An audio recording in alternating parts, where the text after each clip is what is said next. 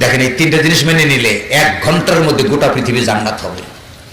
একটু খেয়াল করেন, এই পৃথিবীর সবাই যদি আল্লাহর আইন মানত, কথা বলেন কেন, এই পৃথিবীর সবাই যদি রাসূলের মতো মহান চরিত্রবান ব্যক্তির নেতা মানত, এই পৃথিবীর মানুষ যদি আল্লাহর কাছে জবাবদিহিতার ভয়ে দুনিয়ার বুকে দায়িত্বশীল আচরণ করত, বাটপারি করত না, এই পৃথিবী জান্নাত হতো কিনা?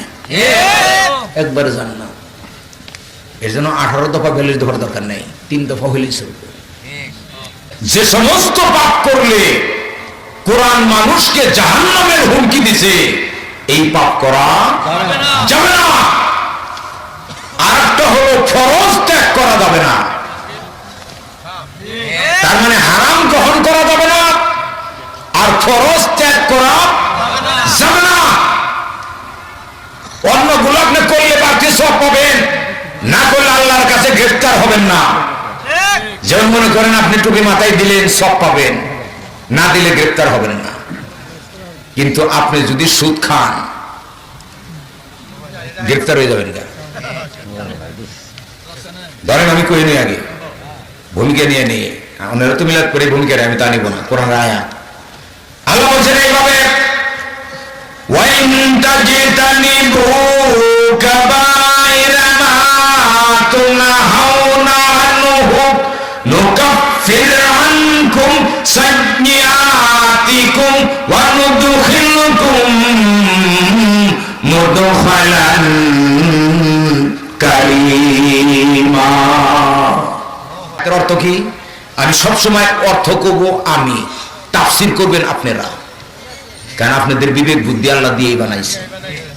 এই আয়াতের অর্থ হলো, ও পৃথিবীর মানুষেরা, যে সমস্ত কবিরা গুনাহ করার থেকে আমি তোমাদেরকে নিষেধ করছি, তার থেকে যদি বিরত থাকো, তাহলে তোমাদের মানবিক দুর্বলতার কারণে যে সমস্ত অপরাধ হবে আমি সব ডিলিট করে দেব।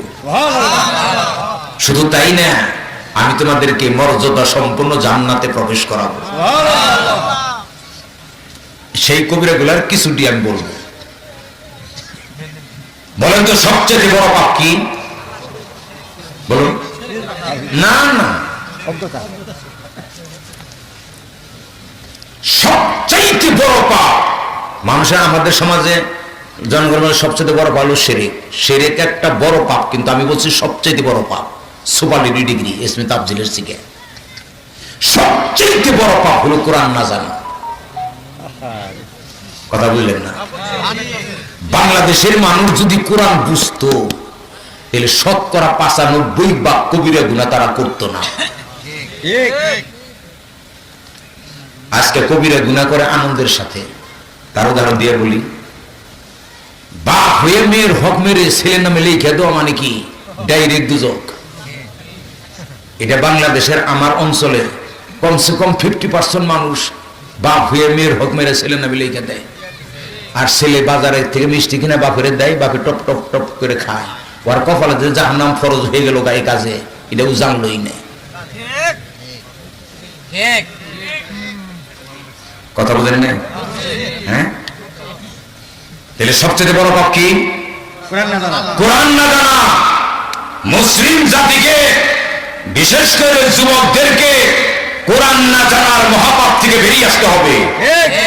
তাদেরকে কোরআন জানতেই হবে। দুনিয়ার এই আমার সভাপতি বক্তব্য রাখছে যুবকদের ব্যাপারে। আমার ব্যাগের মধ্যে যুবকদের জন্য যত কোরআনের আয়াত আছে সব নোট করা আছে। দুনিয়ার সমস্ত নবীরা ছিলেন যুবক। একটা সমাজ বিপ্লব বৃদ্ধর দ্বারা হয় না।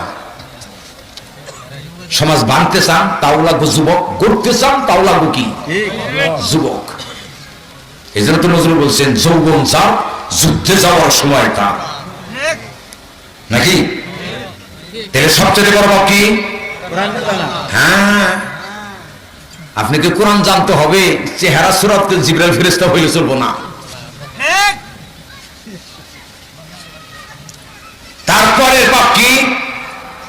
শিরক করা। ইন্না শিরকা লাযুলমুন আযীম। শিরক একটা বড় পাপ, তাও এটা আল্লাহর কথা না। লোকমান তার ছেলেরে উপদেশ দিতে গিয়ে কথাটা বলছিলেন, এটা আল্লাহর কাছে প্রিয় হইছে বিদায় আল্লাহ কোরআন এটা কোট করে দিয়ে দিয়েছে। শিরক বুঝেন তো? সঙ্গে বলি, আল্লাহর আইন বাদ দিয়ে মানুষের আইন মানাই হলো শিরক। এখন বুঝেন গা, অঙ্ক কষেন গা বাড়ি থেকে। এখন কি করা উচিত, কি হওয়া উচিত? 3 নম্বর, বাপ মার সাথে অসৎ ব্যবহার করা। এটা এমন একটা কবিরা গুনাহ। কেউ কোনো সন্তান বাপ মারে কষ্ট দিয়ে আপাতত আল্লাহর জান্নাতে ঢুকতে পারবে না। কথাই পায় না। এই পাপ করা যাবে না। আল্লাহর অধিকারের পরে হলো পিতা মাতার অধিকার। আজকে বাপ মার সেবা না করে সেবা করে পীরের। বাপের বাপ ডাকে না, পীরের আব্বা কয়।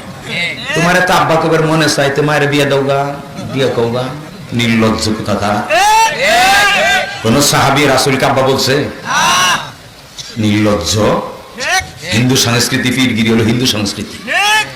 পীরগিরি আবু বকর, ওমর, ওসমান, আলী করে নাই, ইমাম আবু হানিফা, শাফি, হাম্বলি কেউ করে নাই।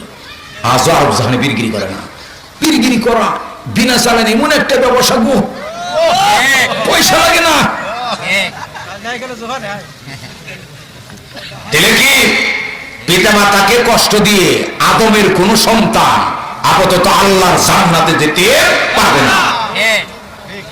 পরের বাকি বাপ হয়ে মেয়ের হোক মেরে ছেলের নামে লিখে দেওয়া, ডাইরেক্ট দুদক। 10 কোটি বছর নামাজ করছেন, খালি মরার আগে মেয়ের হোক মেরে ছেলের রেখে দিচ্ছেন। যেমন শত শত কূপ দিয়ে নাঙ্গল বানান লাগে, মাঝখানে চোখ বন্ধ করে একটা কূপ দিলে কি একবারে চুলাই দেন। নামাজ পড়ছেন, রোজা করছেন, সবই করছেন, খালি মেয়ের হকটা মেয়ের ছেলে নামে লিখে দিছে, এক কূপে জাহান্নাম। কথা কেন? আমাদের দেশের আবহাওয়া কি করে কন্ত? যার খালি মেয়ে আছে, এনে কোরআনের বিধান কি? ছেলে নেই, একটা থেকে দুইটা থেকে যাই থেকে একটা অংশ বাইস্তারা পাবে, আর বৃহত্তম অংশ মেয়েরা পাবে। কিন্তু যার আবার মেয়ে থাকে, হ্যাঁ করে কি সবটা মেয়ে নামে লিখে দেয়। এনেও দিল 12 বাজে। ভাইয়া চরিত্র পাল না, চেহারাই বড় লোক না হইয়া চরিত্রে ভালো লোক হন। কি বাপ হয়ে মেয়ের হক মারাম যাবে না। স্বামী হয়ে স্ত্রীর মহারানা একদম যাব না। এটা সুন্নাত না, এটা ওয়াজিব না। এটা কি? এই জন্য বলবো পর্দার মা বোনেরা, যাদের বিবাহ হয়েছে অনেক আগে, এখনো স্বামীর কাছে মহারা পান নাই, আজকে তাফসীর মাহফিল থেকে ঘরে স্বামী ফিরলে বলবেন আমার মহারণার টাকা দিয়ে খাবে উঠবা। পাগলা হইছো? হ্যাঁ, আমি তোমার সবচেয়ে কাছের মানুষ, আমার হকটাই মাইরা খাইছ, তুমি আবার তাহাজ্জুদ করো।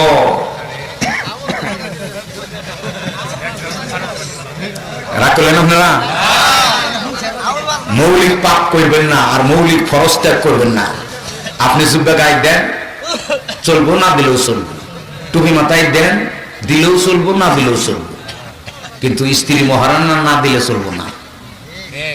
এটা আল্লাহ কি করছে? ফরজ করছে। আর কি ভাই হে বোনের ওয়ারিশ না দেওয়া, হয়তো কোনো বাপে লিখে দেয় নাই, কিন্তু ভাই বোনের ওয়ারিশ দেয় না। বাপ মরে গেছে 30 বছর, ভাই ভাই ভাই সম্পত্তি বেঁধে নিয়েছে, কিন্তু বোনের যে 150% টাকা পাবো, এটা বোনের দেয় না। বোনের জায়গার মধ্যে ধান পাট হয়, এইটা বিক্রি করে ওই টাকা দিয়ে জুব্বা গায়ে দাগের কাতে নামাজ পড়ো। তোমার বন্দামি আল্লাহ বুঝছে না।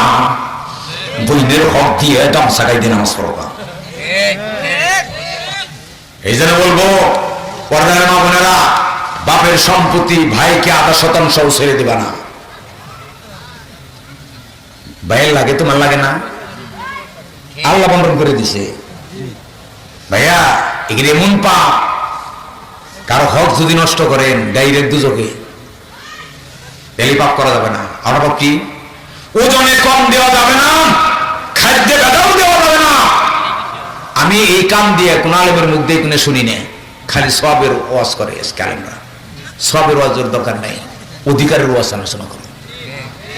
5টা সূরার মধ্যে শতাধিক আয়াত আছে, যারা ওজনে কম বেশি করে, খাদ্যে ভেজাল দেয়, তারা ডাইরেক্ট কি? জাহান্নামী। আছে না? আছে কিনা? মুতাফিফিনের সাথে অর্থ কি? যারা ওজনে কিছু কিছু কম বেশি করে মানুষকে ঠকায়। দেওয়ার সময় কম দেয়, নেওয়ার সময় কি? গৃহস্থের কাছ থেকে যদি ব্যাপারীরা 100 মণ দান পাইবে নাই, কমসে কম 10 মণ দান বেশি নিব, গৃহস্থের টেরি পাবো না। যে দামে কিনবো ওই দামে বিক্রি করবো, তাও 10,000 টাকা লাভ।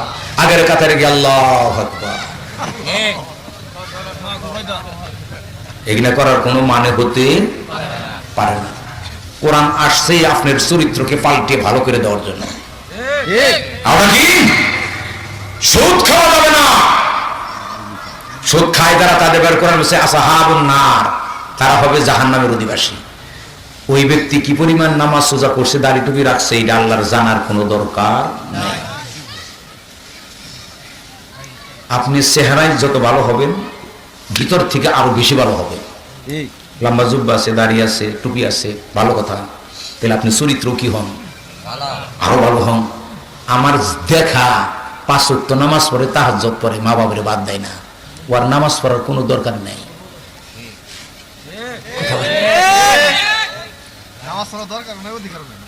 না না, নামাজ পড়ে তুমি বাপ মানে বাদ না দেও, তাহলে নামাজ পড়ো কে দিকে? নামাজ তো তোমাকে দায়িত্বশীল বানাবে। আমরা কি জিনা ব্যভিচার করা যাবে না, অশ্লীলতা, আমরা কি নিশা করা যাবে না, এই পাপ করা যাবে না।